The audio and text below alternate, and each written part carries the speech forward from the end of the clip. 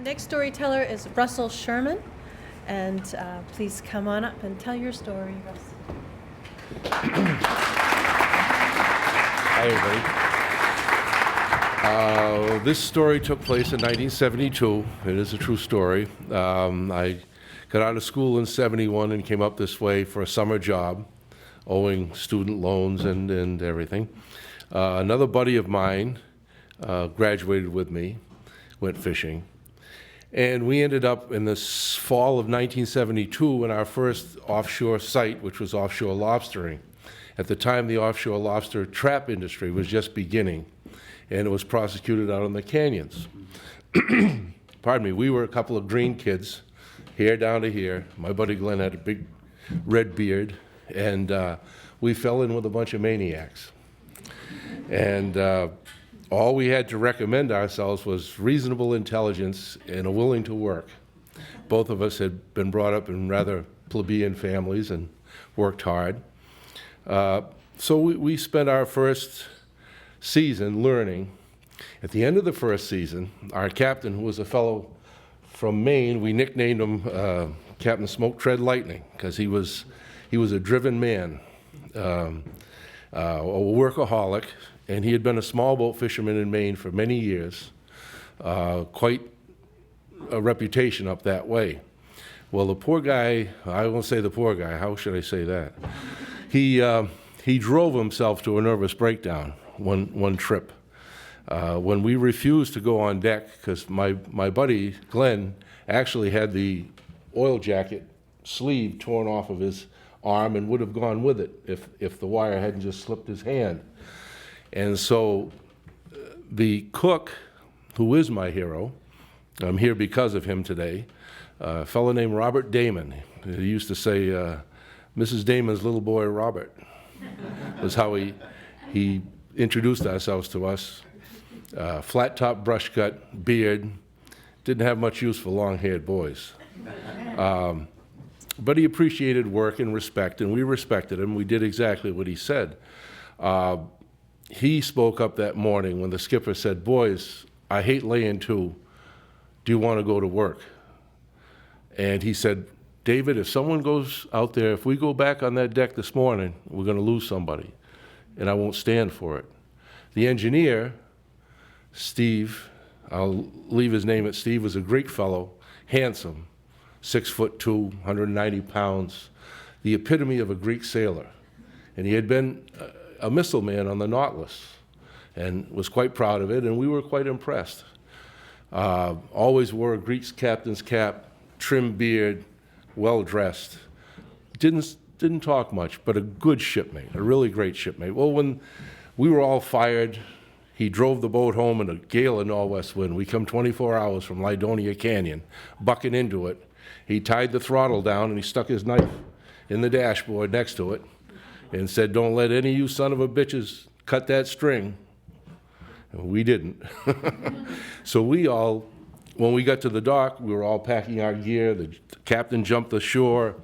The owners of the boat, which was the Usen brothers, came back and they said, "Where are you going, boys?" So we said, "Well, we're packing our clothes. We've been fired. We've been put ashore."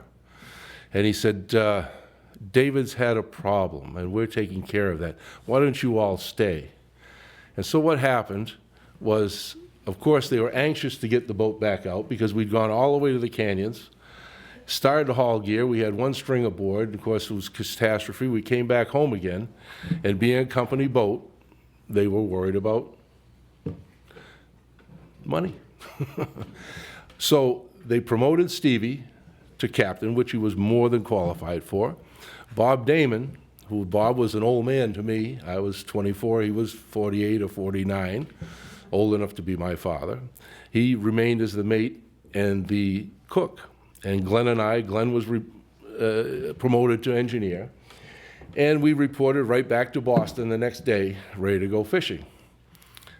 The replacement came aboard, a little short Newfoundlander, about that tall, 3 fingers missing on his left hand, and quite a cocky little guy.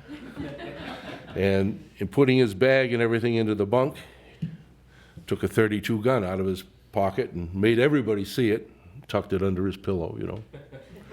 And We were impressed, both being just kids ourselves, you know. And he sat down and proceeded to tell us the story about how he had been drinking one night down at the State Fish Pier in Boston, and had run out of smokes.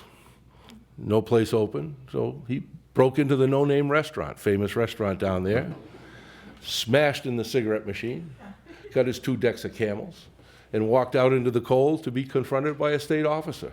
Of course, state troopers run that place. And he was so brilliant that he ran off and tried to make an escape, jumped into the water, and they had to save him. So anyway, the scene is set, and we're steaming back out into the grounds. Well, gale warnings had been put up before we left the dock. And Stevie really didn't want to go, but you know, they were pushing us. And so we started out. And as we proceeded, it was a long steam, storm warnings were posted. And we were down in the forecastle talking, of course, and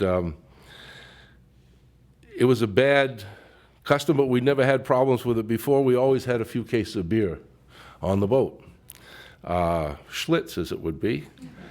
And the Newfoundlander made this discovery and was all giggles and started lugging beer up to the skipper.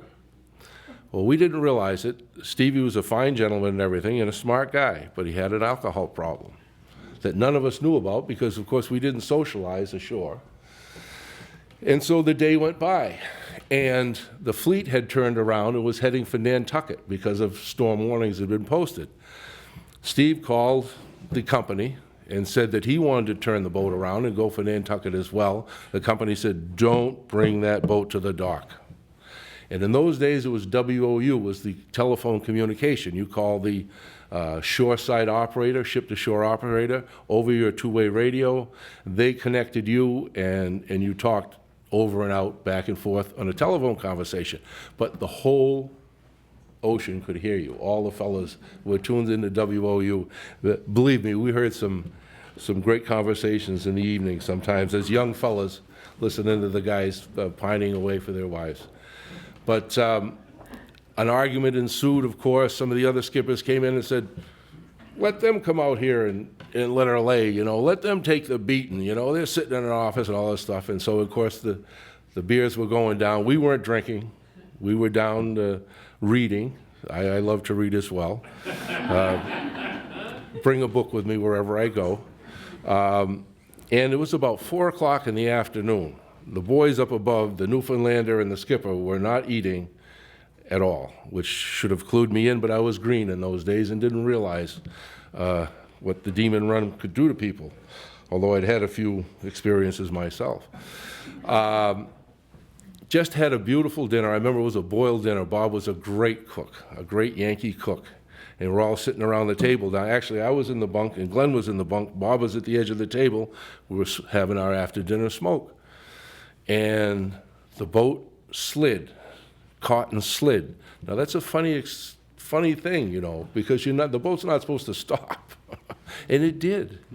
And we didn't know. Bob turned white. He was a big man, 5'11", 220, and she let go. And she slid again, and she let go, and she slid the 3rd time, and she stopped. And Bob started to get up, and we said, Bob, what's going on? He said, I think we're aground.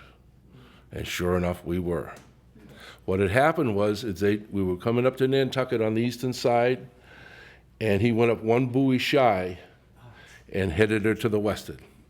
And he went right up on a sandbar that was about 600 yards to the south of the Rosencrown Shoal, where some years before a fishing boat had lost all hands in that area, precisely the same problem. It was just before dark, and the easterly wind was breezing up pretty heavy. The boat started lifting and pounding. Of course, we were right, Bob started up the stairs. We were way down on the forecastle, came to the middeck, and then up to the higher deck where the captain and the Newfoundlander were. We came right up the stairs behind him, Glenn and I, a couple of boys thinking that perhaps we'd chosen the wrong occupation. She was pounding quite hard. It was hard to get up. You know, there was a lot of... The scene that greeted us when we got up in the pilot house was everything around us was turquoise blue.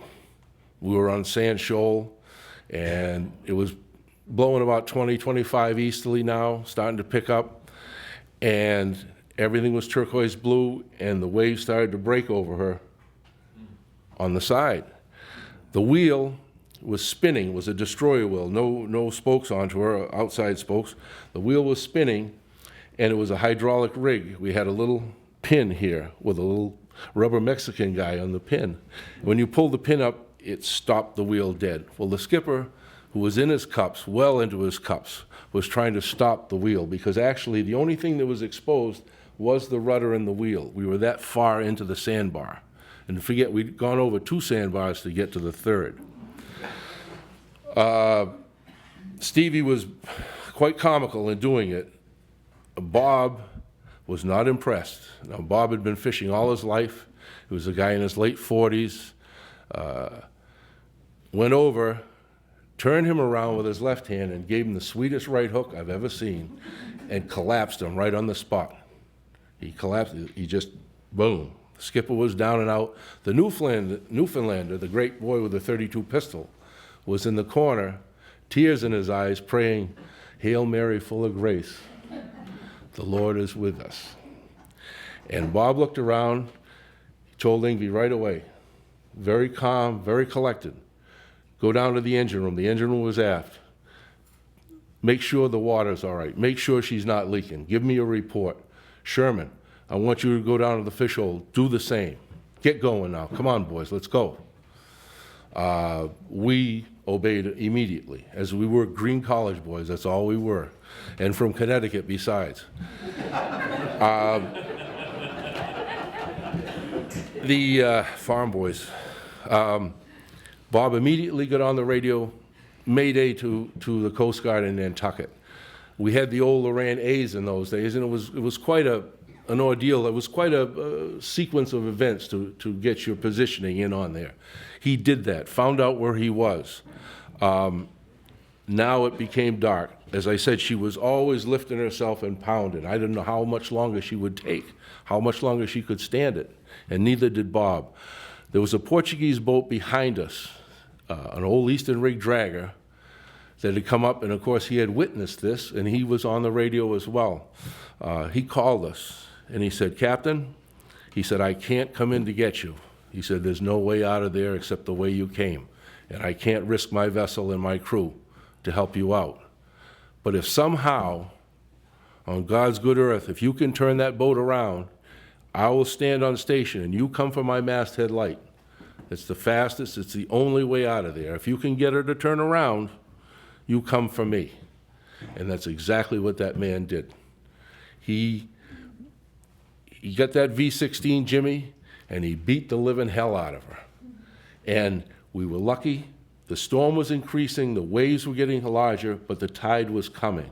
And every time she'd lift, he'd give it to her. He'd jam her hard, and he brought her. And he brought her around 180 degrees, so she was pointing out. And he took us out of there. He took us out of there, and we got in behind the Portuguese fella, and into Nantucket we came. Now it's blowing about 40, 45, and it's driving rain, raindrops that long. And I'll never forget, as long as I live, we were all, of course, huddled in the wheelhouse at the time. Glenn and I were, it was like being in a bad movie. I mean, we really didn't, everything was slowing down. It was really Fellini-esque. I mean, kind of realized, what the hell are we doing here? We were in college 18 months ago, you know. This is the real world now. And wow. And I'll never forget, we pulled into the dock, and Bob had the wheel, and Stevie was very sheepish. He had sobered up, and he had quite a bruise on the side of his face. But you know, he never got out of the sitting position that whole time. He sat in that corner like a little boy. And Bob got to the dock, and he said, "Now, skipper," he said, "put your vessel to the wharf." And he walked out, and he took his accustomed bow line, and we came ashore. The Portuguese fellow tied up alongside of us, and of course we all went over to thank him thank him heartily. And it was, I remember the forecastle was beautiful. It was in all dark wood and was kept beautifully. It shined. And we had coffee and we had cookies. And the Coast Guard came and questioned us at the time. And one of the young Coast Guard fellows led on to Glenn and I, because we were compatriots of the same age. He said, "We never could have gotten you fellows. We ran aground coming outside the harbor, and we never could have gotten to you anyway," which was quite revealing. And I remember complimenting the cook on his forecastle, and I said, how beautiful you keep this living quarters. And he said, "Well, you know," and I said, "Yeah, there's no reason to live like a pig." And when I said that, he said, "Oh, don't ever say that word." He said, "Capitone catches you say that word, he'll throw you off the boat." And that was the first time I came to the realization or the knowledge that pig was a terrible word that you never say on a fishing boat. And in later years, perhaps another story, it came to pass. So we went out and we had a few drinks, to say the least. And Bob, being older, went his way. Glenn and I went our way. And later on that evening, on the Lucky Me, which was a boat out of Gloucester, it was an old Boston beam trawler, and everything in a Boston beam trawler was in the stern, the galley and everything. And it was a beautiful old boat with the round portholes. And we were all young fellows at the time in our 20s. And all of a sudden, this big moon face appeared in the porthole, you know. And it was Bob. And he said, "Boys got a Budweiser for an old Downeaster?" You know, and, "Oh, come in, come in." And we'd been telling the fellows about this guy whom Glenn and I had nicknamed earlier the Iron Man. And he was the Iron Man. He did things one time, while Glenn and I were arguing about going up high aloft and tying off a vang on a boom, the two of us being the youngest. That was a job for a young man. Bob was already up there doing it. And Glenn and I were, "You go, no, you go." You know. And so we came in and we had a few drinks, and then I remember Bob grabbed me under one arm, and he got Glenn under the other. And we were in our cups. And he said, "You know, I never had much use for you long-haired bastards," he says, "but you two are all right," he said. And we had made the grade at that point. And Bob wanted to fly home right away, but the company begged him to stay and bring the boat home. And I know they bribed him with a substantial check. And a plane ticket home to, well, Bar Harbor, Maine, Northeast Harbor, actually. And so to end up the story, 1982, I was just married. I was deckhand on the Tremont, which was the high-line boat out of the East Coast. And we'd come into the auction early in the morning. There were 2 phone booths there. There was no cell phones and stuff, of course. And everybody, all the married fellows, and I was just recently married, would get in line and wait to call your wife to tell her that you were home alive and safe. And there's a fella over in the corner ahead of me, you know, and tack-turn-looking fella with a Greek captain's cap on. And I'm looking at him, and he's looking at me, and he sidled up to me, and he said, "This is Sherman." He says, "Is that you?" I said, "Yeah, Stevie, that's you, isn't it?" He said, "Yes, it is." He said, "And I want you to know that I never touched a drop since that very day."